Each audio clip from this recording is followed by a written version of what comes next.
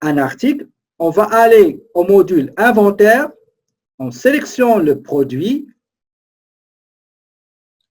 et on clique sur l'icône nouveau produit. Je donne son numéro. Selon le cas que j'ai ici, son numéro, c'est numérique, XBSGTV, Xbox Smart Games TV. En français, ça veut dire la description en français. On a dit c'est Xbox Smart Games TV. Quel est le groupe de taxes à appliquer? Est-ce qu'il est taxable? Vous vous rappelez, dans SAE 50, quand on crée un article, on est allé dans le code des taxes, par défaut, il donne exonération au taxable. D'accord? Donc, il faut choisir. Qu'est-ce qu'il donne? Et sinon, il vous donne le choix de sélectionner. Je sélectionne groupe de taxes. Groupe de taxes. Je ne croyais pas de groupe de taxes, mais groupe de produits.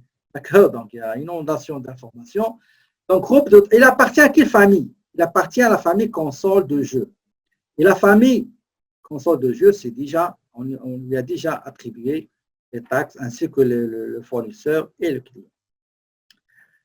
Code d'unité. Code d'unité, je ne sais pas pourquoi ils ont mis code, mais il fallait mettre description de l'unité.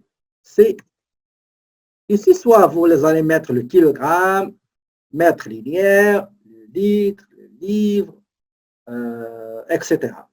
Ici, c'est par unité, par pièce. On peut mettre pièce. On peut mettre par boîte. On peut mettre par dizaine, etc. Maintenant, quelle est l'abréviation de l'unité? Le code, c'est U. OK? Localisation, ben, on va mettre, par exemple, le dépôt central, par exemple. Si je ne vous donne rien, vous laissez sa ville, OK? Dépôt central. Le CUP, ça veut dire le code universel de produit. Ça veut dire le code à barre. Donc ça ne nous intéresse pas. Maintenant, une fois le dossier terminé, je vais aller à description. Si je peux mettre, par exemple, le mot en anglais. S'il y a d'autres descriptions additionnelles, les commentaires, si j'ai des commentaires à faire à propos de cet article-là, afficher, ajouter, ça on l'a déjà vu. Le prix. Je peux mettre le prix de vente, mais moi, je ne le suggère pas. Pourquoi? Parce que quand vous allez préparer la facture de vente, ben au d'achat, surtout le prix de vente, vous aurez ce montant-là, par défaut, il va sortir. Mais dans la plupart des cas, vous allez vendre avec des prix différents. Donc, au lieu à chaque fois enlever le prix déjà qui s'affiche par défaut et mettre celui à jour, ben, je recommande de ne pas les remplir. D'accord? Ça, ne touchez pas à partie prix. Pour les quantités, combien vous avez en inventaire, combien en cours de commande, combien en soumission, tout ça, vous ne pouvez pas le saisir. Ça va venir avec au fur et à mesure que vous faites des transactions. Quelles sont les cases à remplir? C'est les cases de démo. Par exemple, j'ai 2 consoles dans la démonstration, dans le démo, dans le comptoir.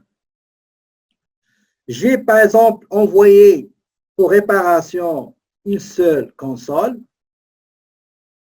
D'accord? C'est le seul, dans cette partie-là, c'est les 2 champs dans lesquels on peut saisir quelques chiffres. Donc, je répète, combien vous avez dans le comptoir, dans le démonstration? Quand vous allez rentrer dans n'importe quel magasin, vous allez trouver beaucoup d'articles qui sont en présentation. Donc, dans le présentoir, on appelle ça le présentoir, on a 2 par exemple, et réparation, on a envoyé, donc en tout, on a 3. Maintenant, pour les achats, quel est le niveau de stock qui va déclencher un achat, qui va déclencher une commande? Je vais dire 5 par exemple. Donc, point de commande.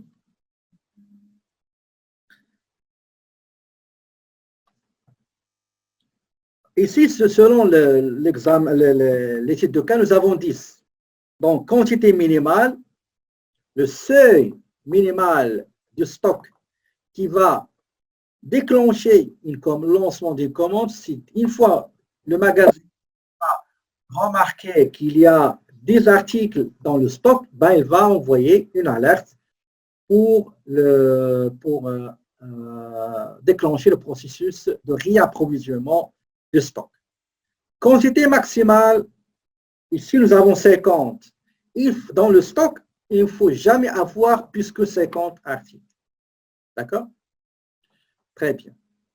Ça, c'est quantité. Les fournisseurs, on peut mettre le fournisseur duquel on achète, on peut le sélectionner. Mais moi, je ne vais pas vous le montrer parce que dans l'examen, vous n'aurez pas ça et je ne veux pas faire perdre votre temps.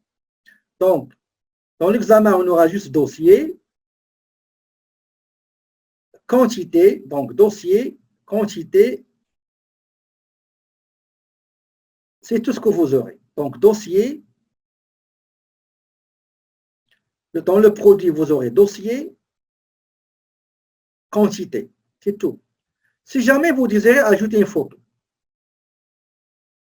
on clique sur photo, vous avez cette image, ça veut dire aller chercher une photo, je clique, je vais aller chercher une photo, donc ce ne sera pas long, on va mettre votre image, ça c'est la photo. Si je clique sur la photo, donc j'aurai la photo qui reflète l'article que je vais vendre. D'accord? Donc ça, c'est la photo de l'article. Si vous avez plusieurs photos, ben, vous les aurez dans la galerie.